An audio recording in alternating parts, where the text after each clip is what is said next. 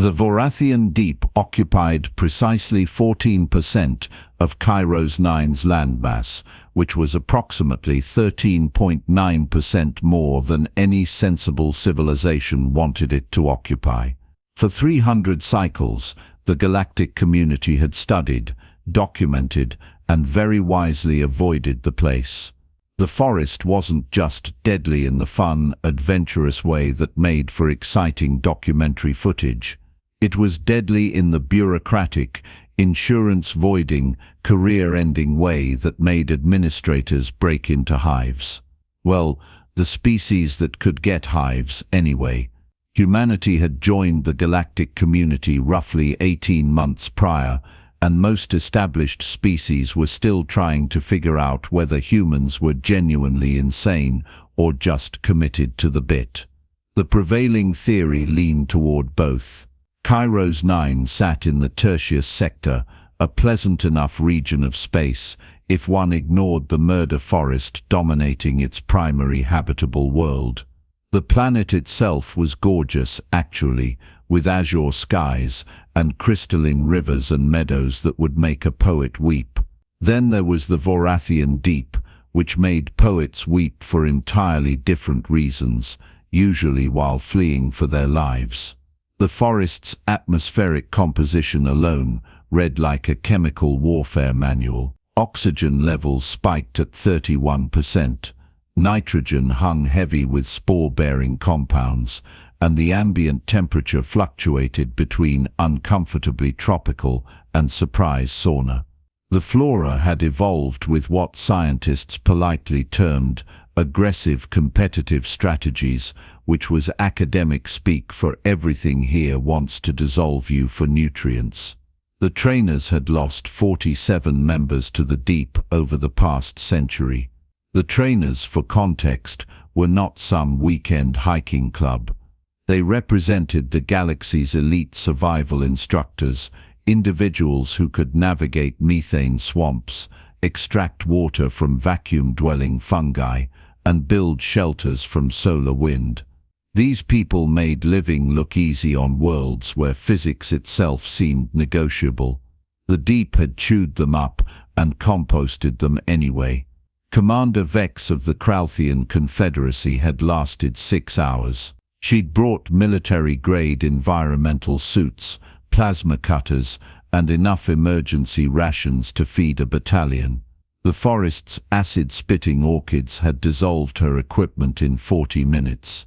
The phosphorescent moss that induced hallucinations got her next. They'd found her suit 300 meters from her entry point, empty and remarkably intact, which somehow made it worse. Trainer Koth, a Vatheian with natural armor plating and redundant organ systems, had managed 2 days. His distress beacon activated from inside a carnivorous tree's digestive chamber. The rescue team had arrived in time to watch the tree burp. After the 17th failed expedition, the Galactic Survival Institute had declared the Vorathian Deep officially unsurvivable.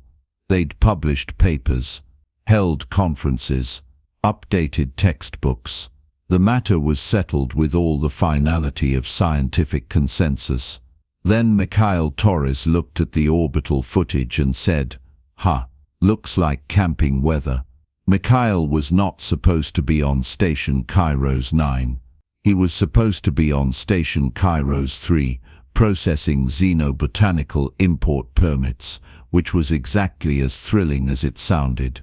A filing error of truly cosmic proportions had routed him to the wrong station, and rather than spend 6 weeks in cryosleep traveling back, he'd decided to make the best of it. The man was 43 standard years old, which meant nothing to most species, but suggested to humans that he'd reached the age where mortality became more theoretical than threatening. He'd spent 20 years guiding tourists through Earth's remaining wilderness preserves, teaching soft-handed city dwellers how to not die in environments specifically designed to kill them. He had opinions about proper boot lacing. He carried emergency fire-starting equipment everywhere, including apparently to space stations. He was the kind of person who said things like "cotton kills" with the gravity of religious doctrine. When he'd arrived at the station's observation deck and pulled up the planetary data on the Vorathian Deep, the attending Xylothian administrator had nearly molted from stress. "That region is absolutely forbidden," the administrator, whose name was approximately 17 syllables long, had wheezed through their respiratory slits. "Forbidden as in illegal to attempt entry. Forbidden as in your species' embassy will receive a formal complaint. Forbidden as in I'm hearing a lot about what I can't do," Mikhail had said, studying the topographical maps with the keen interest of someone comparing campsite options. "What I'm not hearing is why your deadly forest looks exactly like the Olympic National Forest back home, except with better color saturation." The administrator had made a sound like a tea kettle, achieving sentience and immediately regretting it. The thing about humanity's recent addition to the galactic community was that nobody had quite figured out the legal framework yet. Humans weren't full citizens, they weren't voting members of the council. They existed in a bureaucratic gray zone that made lawyers across multiple species wake up screaming. This meant that standard liability protocols didn't technically apply. When Mikhail had formally requested surface access to the Vorathian Deep, the station's legal department had experienced what could only be described as a collective nervous breakdown. They'd consulted precedent, they'd reviewed treaties, they'd sent urgent communiques to superiors who'd sent even more urgent communiques to their superiors. The answer had come back. If the human wanted to die on Kairos 9, that was between him and whatever deity his species had invented this week. The waivers had been extensive. Mikhail had signed documents absolving the station, the Galactic Survival Institute, the Vorathian Confederacy, the Planetary Authority, 3 insurance companies, and someone's particularly litigious nephew of any responsibility for his imminent demise. He'd done so while eating a sandwich, which several witnesses later claimed demonstrated either remarkable confidence or clinical dissociation from reality. The trainers had tried one last intervention. 3 of them had cornered Mikhail in the departure hangar, their various appendages gesturing frantically at holographic displays of previous expeditions.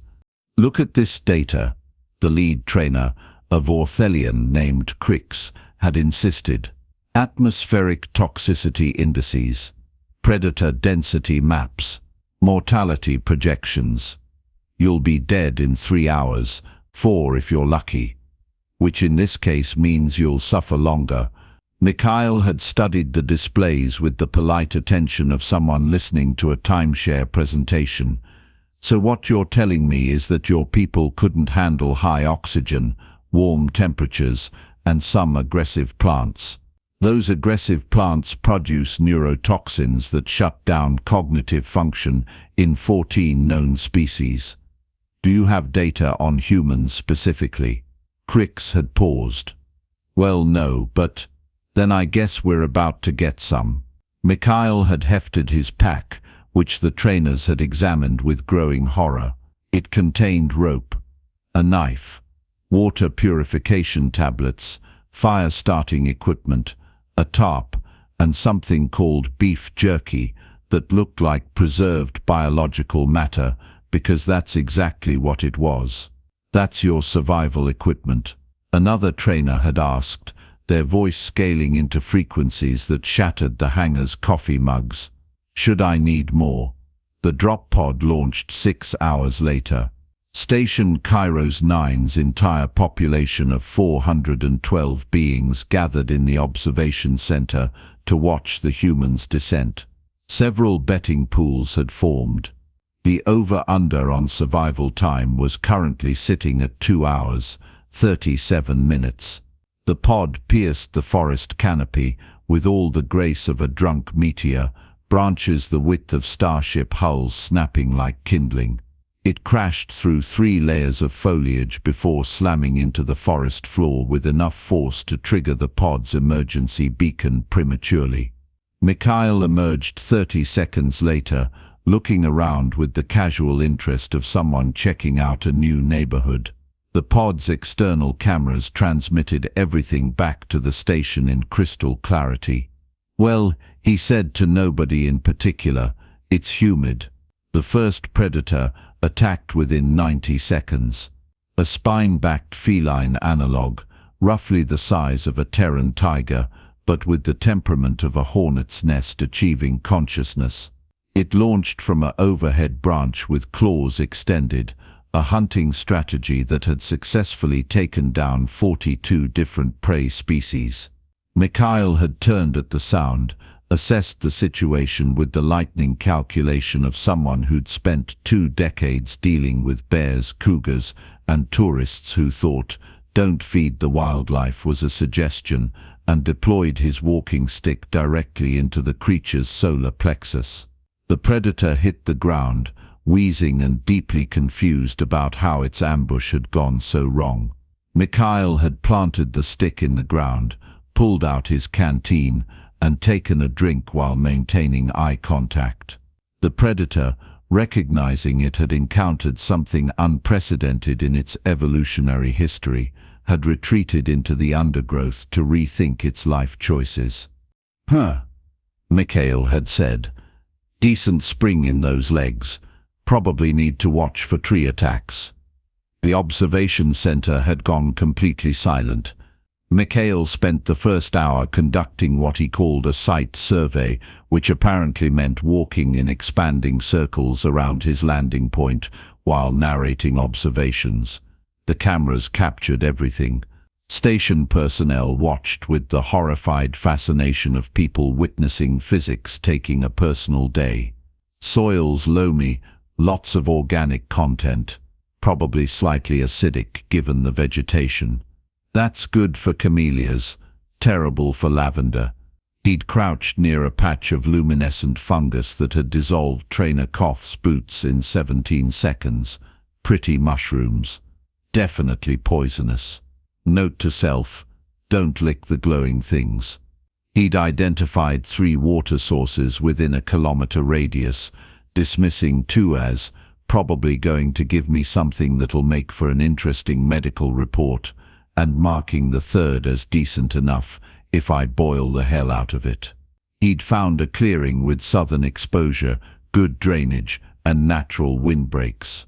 He'd checked the canopy density, noted the local fauna's movement patterns, and selected a campsite with the kind of practiced efficiency that came from doing this several thousand times before. By hour 3, when everyone expected him to be liquefied, he'd built a basic shelter using the tarp, rope, and fallen branches.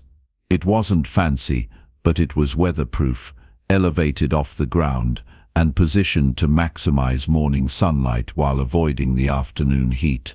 By hour 6, he'd started a fire using local deadwood and was roasting something he'd identified as probably edible if cooked properly. The something in question was a tuber that contained enough toxins to drop a Vorathian in convulsions. Mikhail had tested it systematically: skin contact, smell, tiny taste test, waiting period, larger sample. The station's xenobiologists watched this process with mounting hysteria. "He's applying the universal edibility test," one whispered. "That's for plants on one's homeworld, not alien death forests." Someone tell him that. Nobody told him that. They were too busy watching him eat the roasted tuber while making notes in a waterproof journal. By the end of day 1, Mikhail was alive, hydrated, fed, and apparently enjoying himself. The betting pools had collapsed.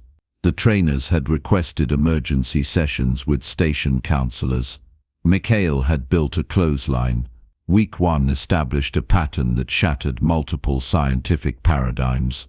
Mikhail had expanded his shelter into something approaching a cabin, using local materials and techniques that shouldn't have worked but stubbornly did anyway.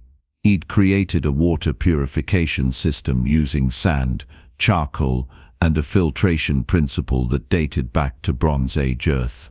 The water that emerged was cleaner than what the station synthesized. He'd mapped the local predator territories and established what he called good neighbor policies. This involved leaving specific food offerings at territory boundaries, making enough noise while moving to avoid surprise encounters, and demonstrating through repeated, patient interaction that he was neither prey nor competition. The spine-backed feline, which Mikhail had named Trevor for reasons he never explained, had started sleeping near the shelter's perimeter. Trevor's good people, Mikhail had told the camera during one evening update, keeps the smaller nasties away. In return, I don't mess with his hunting grounds and occasionally leave him scraps. It's called coexistence, and it's not complicated. The station's zoologists had 3 separate arguments about whether what they were witnessing qualified as domestication, symbiosis, or a shared hallucination. By week 2, Mikhail had planted a garden. He'd identified several native plants with edible components, cross-referenced them with Earth analogues, and begun cultivation. The soil that had liquefied Vorathian environmental suits produced spectacular tomatoes once Mikhail had adjusted the pH with wood ash and composted material. See, the trick with acid soil, he'd explained to his increasingly large audience, is understanding that hostile is just specific requirements wearing a scary mask. These guys want acidity. Great, I'll give them acidity and nutrients in the right balance, and they'll be happy. Happy plants mean food. Food means I'm not eating mystery tubers every night. He'd also constructed a crude but effective smoker for preserving meat, a rain catchment system that fed into sealed containers, and a composting toilet that made the station's sanitation engineer weep with professional admiration. The galactic media had discovered the situation during week 3. Human Survives Death World made for excellent headlines across multiple species news networks. Footage of Mikhail's daily routine went viral in that specific way that combined genuine amazement with bemused incredulity. Interviews with the trainers became entertainment staples. Watching highly credentialed professionals struggle to explain why every prediction had been wrong provided hours of content. Crix, the lead trainer, had appeared on 7 different talk shows, each time looking slightly more defeated. We don't understand, he'd admitted during one particularly memorable interview. The environment hasn't changed. The dangers we documented are all still present. The human is simply ignoring them. Befriending them? We have 300 years of data suggesting this should be impossible. And yet the host had prompted, and yet he's building furniture now. He made a chair. A comfortable-looking chair. From trees that are technically carnivorous. The betting pools had evolved. Now people wagered on how large Mikhail's compound would grow, whether he'd start offering tours, and if this would trigger a re-evaluation of every Death World classification in the database. By month 3, calling it a homestead felt appropriate.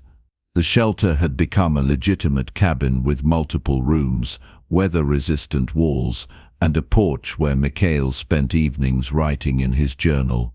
The garden had expanded to include 14 different crop varieties. Trevor the Predator had been joined by what Mikhail called the Neighborhood Watch, 3 more felines, a pack of scavenger analogues that handled waste disposal, and something that looked like a very angry lizard, but acted like an overgrown puppy.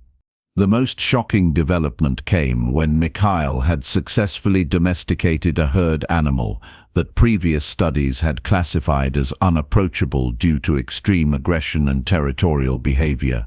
He'd spent 2 weeks observing their patterns, identifying their stress signals, and approaching with food offerings. Now 6 of them grazed peacefully near his compound, providing milk that Mikhail had learned to process into something resembling cheese. "They're not aggressive," he'd explained during one update. "They're protective. Big difference. You approach their young wrong, yeah, they'll stomp you into paste. But you respect their space. Move slowly, show you're not a threat. They're curious. Smart. I've got one named Dennis who lets me scratch behind his ears." Other beings had started making requests. A Xylothian researcher, desperate to study rare fungi that only grew in the deep, had asked if Mikhail could escort him. A Vorathian merchant had casually inquired about purchasing some of that remarkable cheese. A human journalist had formally applied for a 3-day visit to document the compound. Mikhail, demonstrating either entrepreneurial spirit or a complete failure to understand appropriate boundaries, had agreed to all of it. For reasonable fees, of course. The trainer's official visit happened during month 4. They'd arrived with full expeditionary equipment, 12 support staff, and a medical team on standby. The plan had been to document the compound, understand Mikhail's survival strategies, and hopefully recover their professional credibility. They'd found a porch, with furniture, and a welcome mat that read "Wipe your appendages." Mikhail had greeted them with cold drinks made from local fruit, fermented carefully to remove toxins while preserving flavor. He'd offered them seats in the shade. Trevor had wandered by, received a scratch, and flopped down in a patch of sunlight with all the menace of a particularly satisfied house cat. "Welcome to the deep," Mikhail had said. "Sorry about the mess. Been meaning to organize the tool shed." The lead trainer, Crix, had stood frozen in what humans would recognize as an existential crisis. The compound shouldn't exist. The garden shouldn't be thriving. The domesticated death lizard shouldn't be making sounds suspiciously similar to purring. How? Crix had finally managed. How what? All of this. The survival rate. The thriving. The furniture. Mikhail had leaned back in his chair, which creaked slightly but held firm. "Well, you've got to understand something about humans. We're from Earth. That's not an explanation." "Sure it is. Earth's been trying to kill us for about 300,000 years. Predators, diseases, weather, other humans, you name it. We survived by being adaptable, observant and stubborn to the point of stupidity. This place," he gestured at the forest, "this is just camping with extra steps." The trainers had spent 3 days at the compound, documenting everything. They'd watched Mikhail interact with fauna that should have shredded him. They'd sampled food grown in soil that should have poisoned him. They'd measured atmospheric toxicity levels that should have incapacitated him. Every measurement confirmed the danger. Every observation showed Mikhail thriving anyway. The scientific papers started publishing within weeks. The Mikhail paradox. Re-evaluating death world classifications became required reading in xenobiology programs. Human adaptability. A case study in survival against established paradigms won 3 awards. Why everything we thought we knew was wrong. A trainer's perspective sold remarkably well despite its bitter tone. The Trainers Guild had faced a reckoning. If one human with basic equipment could survive where their elite had failed, what did that say about their methodologies, their training, their entire professional existence? The answer, delivered by a human anthropologist in a paper that was simultaneously compassionate and devastating, was that they'd been over-engineering the problem. They'd brought technology to solve biological challenges. They'd approached survival as a combat scenario rather than a negotiation with the environment. They'd forgotten that sometimes the best tool was patience, observation, and a willingness to adapt. Within 6 months, The Trainers Guild had begun requiring human consultants for all Deathworld assessments. It was humbling, it was necessary, it was expensive, because humans had quickly figured out they could charge premium rates for this expertise. Other humans had started requesting assignments to classified Deathworlds.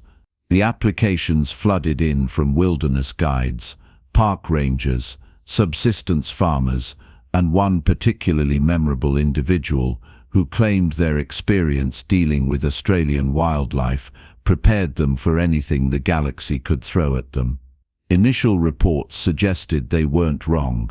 The Vorathian Deep received its first official reclassification in 3 centuries. It wasn't exactly safe, but it was no longer absolutely unsurvivable. The new designation, hostile environment requiring species-specific assessment and human-confirmed protocols. Mikhail's compound had become a way station. Researchers paid for secure accommodation while studying the deep's ecology. Trainers underwent mandatory field experience under his supervision. Tour groups, carefully vetted and charged obscene amounts of credits, spent 3-day weekends learning about wilderness survival from the man who'd turned humanity's most valuable skill, stubbornness, into a profitable venture. The gift shop had been inevitable. Mikhail sold preserved local crafts, his homemade cheese, and t-shirts reading, "I survived the Vorathian Deep, and all I got was this shirt and existential questions about risk assessment." They sold remarkably well. 6 months after his arrival, Mikhail had expanded operations. The compound now included guest cabins, a proper kitchen, a bathing facility fed by hot springs he'd discovered and channeled, and a classroom where he taught survival workshops. His waiting list extended 8 months. Insurance companies across the galaxy had created new policy categories specifically because of him. The forest remained exactly as deadly as it had always been. The acid-spitting orchids still dissolved equipment. The carnivorous trees still digested the unwary. The neurotoxic spores still induced hallucinations in most species. Nothing about the environment had changed. Everything about the galactic community's understanding of survival had. On a clear evening, as twin moons rose over the canopy and bioluminescent insects began their nightly display, Mikhail sat on his porch with Trevor snoring at his feet and Dennis the herd animal grazing peacefully nearby. He'd just finished updating his journal, confirming next week's tour group, and reviewing the latest research grant proposal from a university studying his domestication techniques. A message alert chimed. Another journalist requesting an interview, this one from a Vorathian network wanting to do a special on how humans redefined possible. Mikhail considered it while sipping tea made from local herbs that would hospitalize most species, but gave humans a pleasant caffeine-adjacent buzz. He'd need to check his schedule, maybe fit them in after the trainer's advanced certification course, but before the family reunion group from Earth who wanted to see where cousin Mikhail had gone native. The galaxy had spent 300 years declaring the Vorathian Deep unsurvivable. They'd published papers, held conferences, and erected metaphorical warning signs visible from orbit. They'd been absolutely certain, with all the confidence of extensive data and scientific consensus, that nothing could thrive there. They just never considered that nothing might not include humans, who'd looked at Earth's attempt to murder them for millennia and responded by inventing agriculture, civilization, and unnecessarily complicated coffee preparation methods. The Vorathian Deep remained the galaxy's most dangerous forest. It just happened to have a waiting list now, a gift shop, and a human who'd turned everyone else's nightmare into a successful small business. Somewhere in the administrative offices of Station Kairos 9, the original filing error that had sent Mikhail to the wrong station remained uncorrected in the database. Nobody had bothered to fix it. At this point it felt less like a mistake and more like the universe having a laugh at everyone's expense. The cosmos, it turned out, had a sense of humor, and humans, bless their stubborn hearts, had apparently been in on the joke the entire time.